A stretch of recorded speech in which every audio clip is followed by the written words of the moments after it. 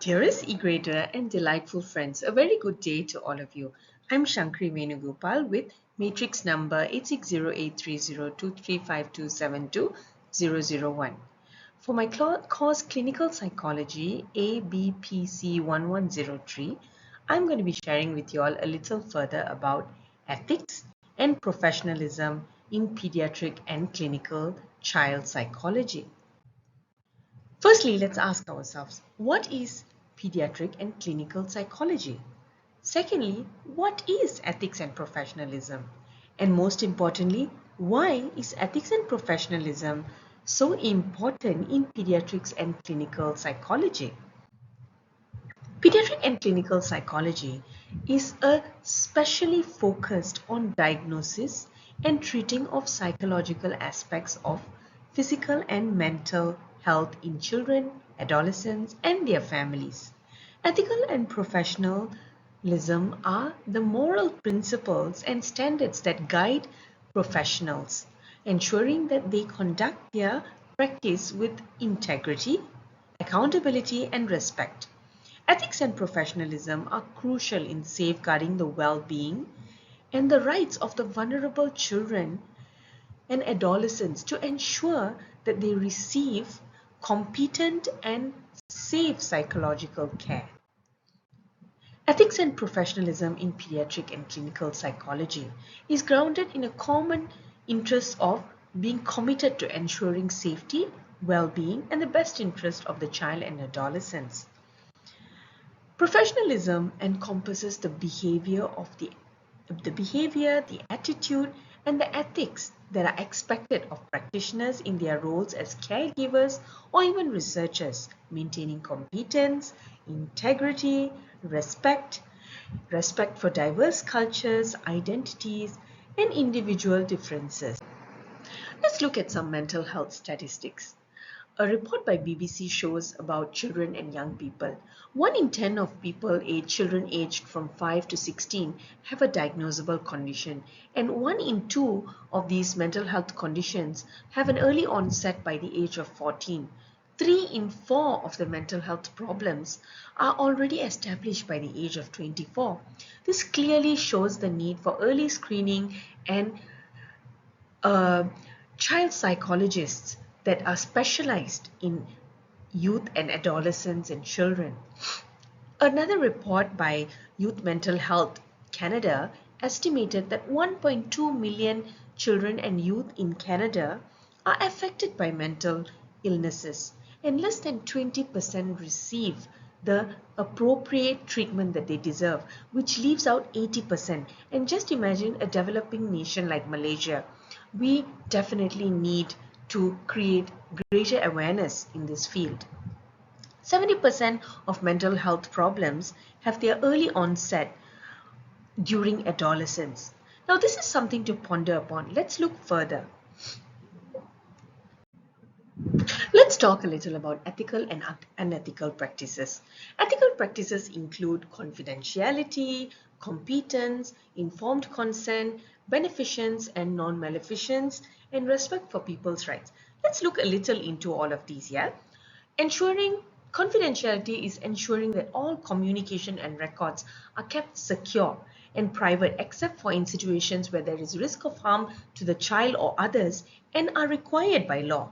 Competence simply goes to show that there is a continuous work being put to maintain and improve ourselves as professionals and making sure that we provide services within the bounds of our expertise and not beyond that.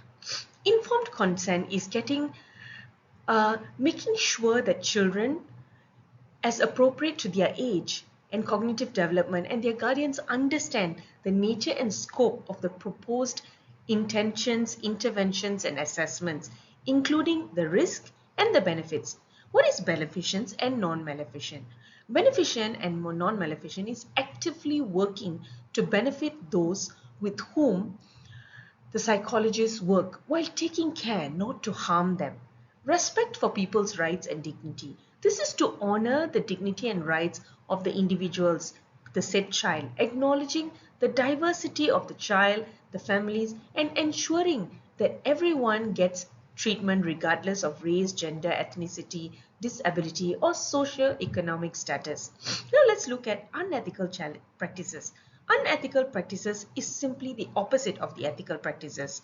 Violating of patient confidentiality, practicing beyond our scope of competence, failing to obtain proper informed consent, engaging in dual relationships. This I will talk a little later about it further. And any form of discrimination or bias in treatment or assessment. Ethical Essential ethical principles in pediatric and clinical child psychology. This practically is the 5 general principles in our APA's Code of Conduct. Respect for autonomy, justice, fidelity and responsibility, integrity, beneficence and non-maleficence. What is respect for autonomy? Respect for autonomy is recognizing the developmental stages of children. The psychologist must strive to foster autonomy by involving the child in the decision-making process, ensuring that their views are heard and are considered. What is justice? Justice is the obligation of a psychologist to ensure the access to psychological services to all. Fidelity and responsibility is to establish relationships based on trust with their clients and the community, and adhering to professional codes of conduct and being accountable for their actions. Integrity simply means practitioners should promote accuracy, honesty, truthfulness, and in the sense that the teachings and science and practice of psychology avoid fraudulent or deceptive, misleading practices. Beneficence, as mentioned before, the principle emphasizes on obligation to act for the benefit of others. And non-maleficence is the principle that shows the importance of preventing harm and minimizing risks associated with medical treatments, procedures, or interventions. Now let's look a little further.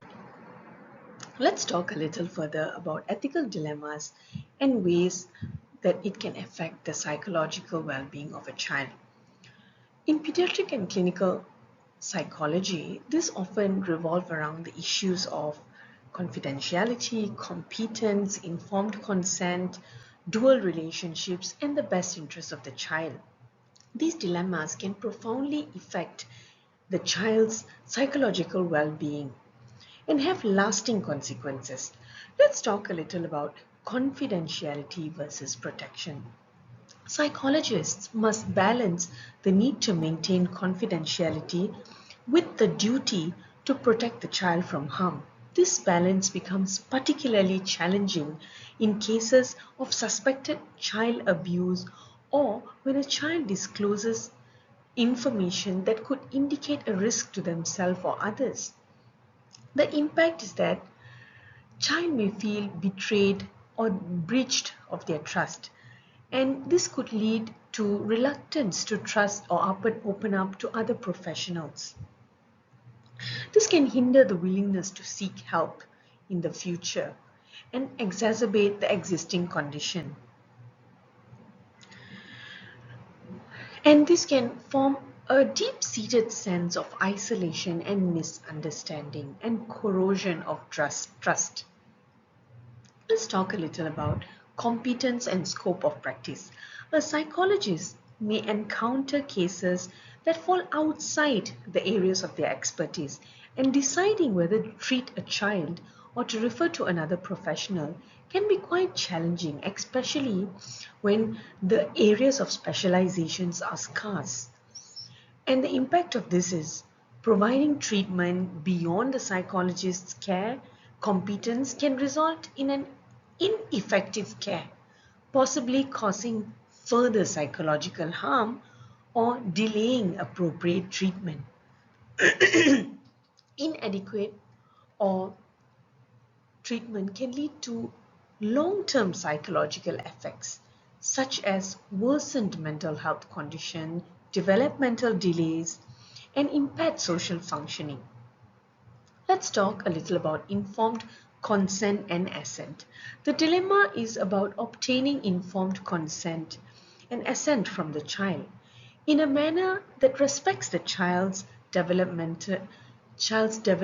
autonomy while also considering the parent's legal rights can be very complex. This is particularly true in cases where parents and children's interests diverge. The impacts of this is that failing to adequately involve the child in the consent process can result in feeling of powerlessness and reduced engagement with the treatment. The lasting consequences can lead to decreased efficiency of treatment and increased resistance to future interventions. Now, let's look at another. Dual relationships. Dual relationships is where the psychologist has a role in a child's life outside of their therapeutic context. And this can create conflicts of interest that compromise the child's care. The impact of this is such conflicts can lead to biased decision making, confidentiality breaches, and exploitation. The child may feel confused about the nature of the relationship, and the lasting consequences is that dual relationship can have the effects on the child's perception of professional boundaries and relationships, and potentially making them more vulnerable to exploitation in the future. Another dilemma is the best interest of the child.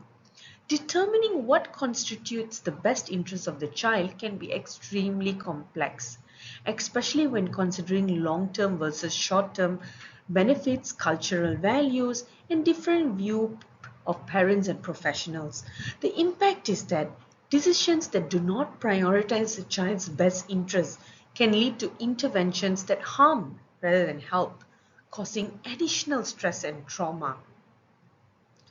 The long-term consequences are making choices that overlook the child's best interests can have far-reaching effects in their development and self-esteem.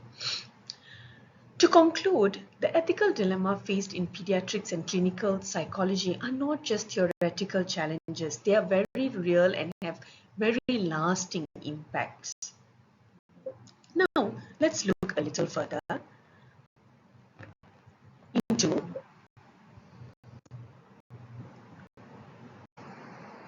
into how continuous education in ethics can contribute to professional development in this field.